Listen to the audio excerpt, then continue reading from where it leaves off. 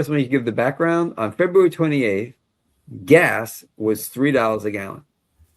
The average during the war has been $4.45, which means it's gone up on average $1.45. So right or wrong, and this is the question, gas has to go down because Trump said gas is going to be super low. There'll be no nukes. All right, so gas has to go down the equal as to what it went up for this to be successful, and that would mean we'd be paying $1.55 per gallon. The Strait of Hormuz can't be controlled solely by Iran, and no nukes ever. If those three things happen, if those three things don't happen, let me put it that way, was this a waste of time? So, Michael, you go first. It's an invalid question. The criteria that we need are far more than that, and we are achieving them. Yeah, there's a temporary spike in gas prices. Doesn't matter. That happens all the time. Prices go up, prices go down. They were under Biden-Harris. We had gasoline at $5 on a national average, which we still have not hit in over a month of this conflict. So, yeah, prices go up, prices go down. The price will come back down later. We have UAE, the United Arab Emirates, that have already taken our side. They're willing to work with us with prices lower than OPEC to export oil to the United States, plus our own production under President Trump is actually going to bring down the prices. They've been holding prices down globally, and it will, after this conflict, lower it even more. No, Iran can't be allowed to have a nuke, and we will get that. And that is essential to the safety and stability of the world. But we also have to get rid of the IRGC. We have to get rid of global terrorism, something that prior presidents, Obama and Biden, were funding. They were funding global terrorism that was killing not just Americans, but pretty much people from every country in the world. And that is something that's unacceptable. It's why every country in the world actually, except for maybe North Korea and China, but everyone else actually supports the United States in what we're doing and what the end goal is. So no, this won't be a waste if those things don't happen instantly. The question is the time frame. Are they going to happen immediately? Probably not all of them all at once. Gas took a while to get up. It's going to take a while to go back down. Getting rid of all of the global terrorism is not something that happens overnight, or reducing it. It doesn't happen overnight. It happens over time. And getting rid of the nukes. Now, that's one thing that we can't do overnight, because we still have to get the nuclear material that they have already enriched to 60%, and we have to get them to agree or either take it out or have them agree to hand it over so that they can't make dirty bombs. These things take time. Will we see an answer and get a resolution to all your questions plus more in the space of another year? Yes. Does that mean we're going to be fighting the entire time? No. Is that short term? Absolutely. Not short term in the memory of American citizens that only lasts 3 months. It's short term in how in the world, looking how long these conflicts tend to run, which is not endless, and we're not looking at 20 years, but a year to get everything on that list accomplished. The short term, I think it's going to be fantastic and fun, and I think we're going to easily get all of that. Okay, so let me ask you this question, Mike, and of course, guys, we're going to go around, but let me ask you this question. What price does gas have to be at for you to think that this was worthwhile? I don't care. So Trump said gas is going to be super low. If it just went back to $3, you're okay with that? I don't care. That's not the most important factor. That's not why we did this. How do you guarantee that? Well, it is. Trump said it was. How do you guarantee? He said that was an additional benefit of doing this, but that's not why we did it. Okay. How do you guarantee that they would never, Iran would never attempt to have nukes again? Like, sure, you can put it in writing and they could sign it, but what's the guarantee that they're going to adhere to that? Where's the trust but verify part of that? In other words, like, how do you make sure that they will not be enriching uranium for the sake of a bomb? Well, how I would do it or how it's going to be done, two different things. How I would do it is I would just destroy their facilities, and the moment that they try and rebuild any of them, I'd blow them up. Right. And that's how I would do it, but I'm a little more extreme than others. What they will do is make sure that they IAEA will be able to have full and complete access to all facilities, all military and other facilities throughout all of Iran, that they will give over all of their nuclear material, that we will see them we can observe them actually dismantling their centrifuges and all of their enriching factories, including those that are under the mountains, that they seal down those mountains. These would give us certain assurances to start with, in addition to the IAEA, which is the International Nuclear Agency checking on rogue nations making nuclear weapons. So that's how we would be able to know.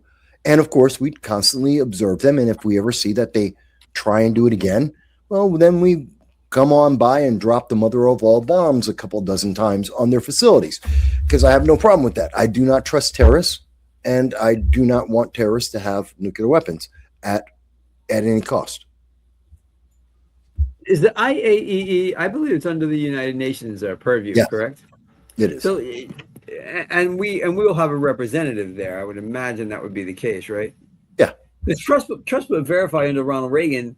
The idea was we, the United States of America, would go and verify that they were dismantling, and they would send people here to verify that we were dismantling, like the SALT II treaty and stuff like that. That it wasn't really the UN. So as long, because I don't trust the UN as far as I could throw them, as the saying goes.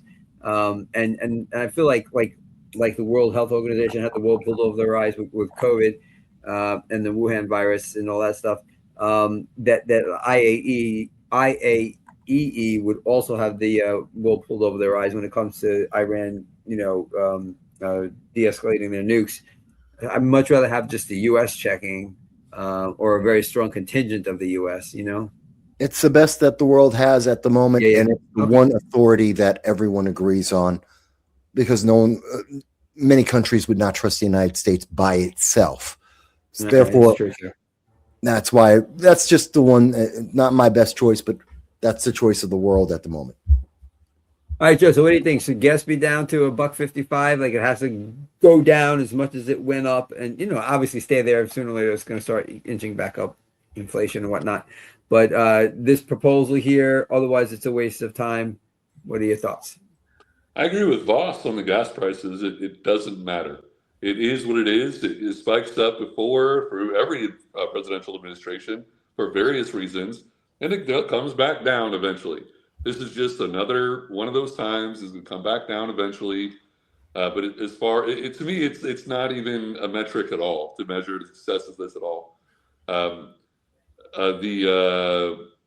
Regarding the nukes and all that stuff, they're a sovereign government, whether we like them or not. They are a sovereign government, and our government doesn't have any more right to tell them you can't have a nuke any more than they could tell us we can't have a nuke. And we're the ones being hypocrites about it. They're not, if they told us that. It's us. And we would be laughing at them if they said to us, you can't have, like our government can't have nukes. Rightfully so. And they should be laughing at us for doing that to them. And we should not be policing them. We should not be verifying them. And trust is not even an issue because we shouldn't be demanding that of them in the first place. They're a sovereign country. They're allowed to have it just like we're allowed to have it. So just to turn the screw on that, for the sake of the conversation, I just want to ask you this question. We're an empire. Why the hell should we care what anybody else thinks? If we want it, it should be done. What do you think of that line of thinking? Well, Michael likes it, so I hate it. Yes, I do. I think that's pretty much the way the U.S. thinks. You don't think so? Well, by the way, being an empire, having a government that acts as an empire, is that a good thing? It's not something we should be proud of. Why not? Empires, in historic terms, is generally perceived as being a negative thing. Tyrannical, warmongering. I'm authoritarian. I'm not in favor of being an empire. I think most of the American citizens are uncomfortable with the fact that we actually are. I realize that we are. I wonder how long it's going to last. It's again, that's a topic for another day. Maybe we should have a topic on that, a whole show on that. But I think we are until we get to say what we want. But obviously, Joe, you're saying we shouldn't exercise that capability that we have to pretty much dictate to a country like Iran what goes on. So we should not exercise. Capability is a good choice word because we don't have anything else. We don't have authority to do it. Right, it's not a right. The right to do it. We don't have jurisdiction. It's the capability. Yeah, we have the capability because we're gonna. If you don't do this thing, then Voss is gonna throw bombs on you. That's what's gonna happen. One kind of cute way to say it is we don't have the right to do it, but we have the might to do it. Yeah, that's true. Yeah, that's true. Yeah. All right, John. So the propositions, we'll start there. Should gas have to go down to $1.55 to make this and all the other things to make this a worthwhile endeavor? This war, Epic Fury. I really think that it's hard to tell how this is going to go. And I think we're in this situation. And what we have to do is see where we can go from here. There is a situation where in the future, a lot of countries, possibly, I don't know the future for sure, but many countries will have nuclear weapons. And the thing is, if you do have someone who is a bad actor, then the international community can take action if you're a bad actor and you're committing terrorism and stuff like that. So you can defend yourself against a bad actor having nuclear weapons. Just in this situation, how much power do we need to use in order to either get regime change or be able to have inspectors on the sites? I get a feeling you would have to have regime change. And the problem is, too, then you get a new Iranian government, and they may or may not favor us. So we don't know what's going to come next. I don't have a crystal ball, and that's a danger, too. It's a lot of dangers. But you do have a situation in the future, I think, where a lot of countries are going to have nuclear weapons. They talk about more countries gaining nuclear weapons. And it'll be like any other kind of weapon, the machine gun, other stuff. It's different, but the machine gun, other stuff, and countries are just going to have nuclear weapons.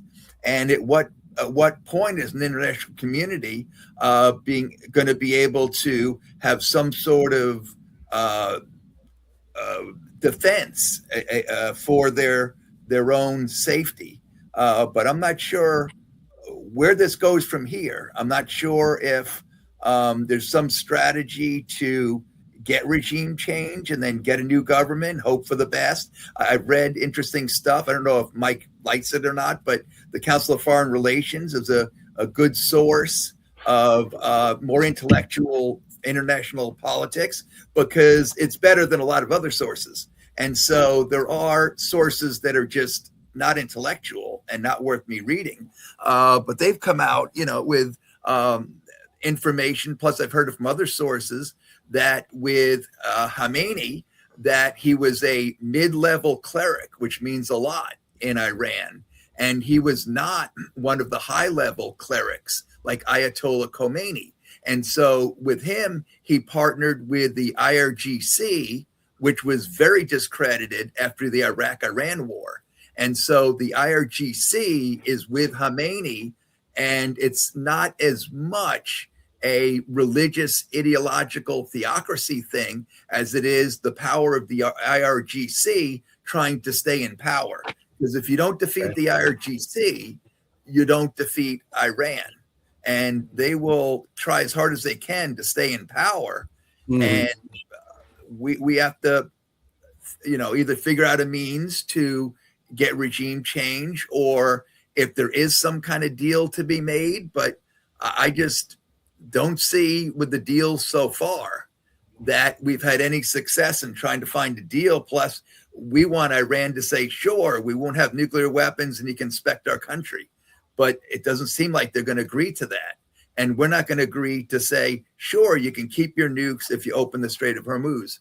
So it is a stalemate at this point. We'll have to see if the blockade is enough or other actions, but I have no idea where this is going to go and how this is going to look in a year or two. Okay, well, I agree. Hal checks in. Thanks, Hal, for checking in. He says we are never going to see 155 gas again. That ship has long sailed. And doing double duty, Michael Voss says probably 255. Yeah, I mean, Okay. 255 would be good. I mean, I'd be on board. I'd be on board with that for sure. That would be good. I'm surprised that the gas part of that wasn't alluring to anyone as Okay. something that should And happen.